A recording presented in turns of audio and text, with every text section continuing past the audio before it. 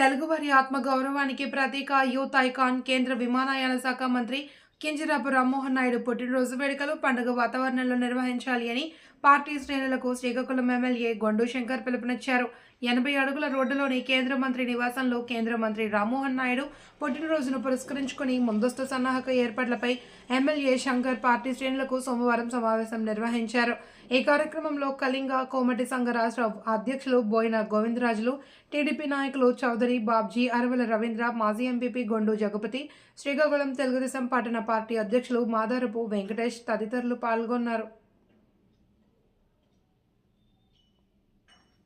Srikakulam rural మండలం అలాగే పట్టణం నుండి ఇచ్చేసినటువంటి నాయకులందరికీ కూడా పేరు పేరున నా హృదయపూర్వక నమస్కారాలు, ధన్యవాదాలు తెలియజేసుకుంటున్నా.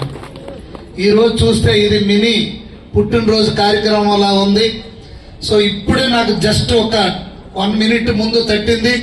ఈ సందర్భంగా రామ్మోహన్ నాయుడు గారు పుట్టినరోజు వేడుకలు 3 రోజులు ఈ రోజే లాంచ్ చేసేస్తున్నాం. ఇప్పుడే అడ్వాన్స్ కేక్ ఒకటి కట్ చేసేద్దాం. అయితే ఆ రోజు 3వ రోజు ఏదైతే ఉందో మీ వేదికల్లో ఇప్పుడే విజయరామ్ గారు ఒకటి తయారు చేశారు. మీరందరూ కూడా మళ్ళీ ఆయన చదివి వినిపిస్తారు. ఇంకెవరైనా కొత్తగా యాడ్ చేయాలంటే కార్యక్రమాలు యాడ్ చేసుకోవచ్చు. నా యొక్క ఉద్దేశం నేను చెప్తాను, మీరు ఇంకా అదనంగా ఏమైనా ఉంటే అభిప్రాయాలు అక్కడక్కడ చెప్తే అవి కూడా మళ్ళీ తీసుకుంటాం. నేనేమనుకుంటున్నానంటే పొద్దున్న 6 గంటల నుండి 10 గంటల వరకు మీ వార్డుల్లో, మీ డివిజన్లో, మీ గ్రామాల్లో, మండలాల్లో గతంలో చేయడం ఒక సాంప్రదాయం. అది చేసుకుంటూ 10 గంటలకల్లా మీరు 7 రోడ్ జంక్షన్కి వచ్చేస్తే 7 రోడ్ జంక్షన్ లో 10:30కి షార్ప్ గా స్టార్ట్ చేద్దాం. ఇప్పుడే చెప్తున్నాం, ఆ స్టేజ్ మీద కూడా అవసరమైతే ఒక 50-100 కుర్చీలైనా వేయండి. ఎవరెవరికి పిల్లలు ముందే రాయండి, ఎవరెవరు మాట్లాడాలో ప్రయారిటీ రాయండి. అందరూ 2 నిమిషాలు మాట్లాడండి. అలాగే కార్యకర్తలకు కూడా అవకాశం ఇద్దాం. ఎందుకంటే గౌరవ కేంద్ర మంత్రి వాళ్ళు మనకు గర్వకారణం.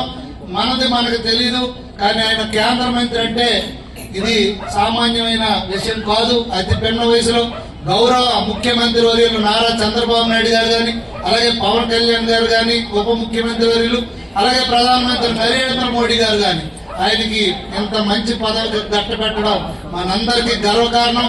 అలాగే గౌరవ కీర్తిశేషులు ఎర్రనాయుడు గారు, ఆయన అప్పుడు కేంద్ర మంత్రి అయితే మళ్ళీ ఉత్తరాంధ్రకి మళ్ళీ డ్రోన్ సమ్మిట్ లో కూడా గౌరవ ముఖ్యమంత్రి వర్యులు చెప్పడం జరిగింది. ఇంత మళ్ళీ ఉత్తరాంధ్రకి మళ్ళీ కేబినెట్ హోదా ఇచ్చి అతి చిన్న వయసులోనే ఆయనకి మంత్రి పదవి ఇవ్వడం. నాకు కేంద్ర మంత్రి గారు పర్సనల్ గా చెప్పారు, ఇప్పటి వరకు ఒక 12 మంది ముఖ్యమంత్రులు ఆయన ఛాంబర్కి వచ్చి మాట్లాడడం జరిగింది. అటువంటి గౌరవప్రదమైనటువంటి పదవి.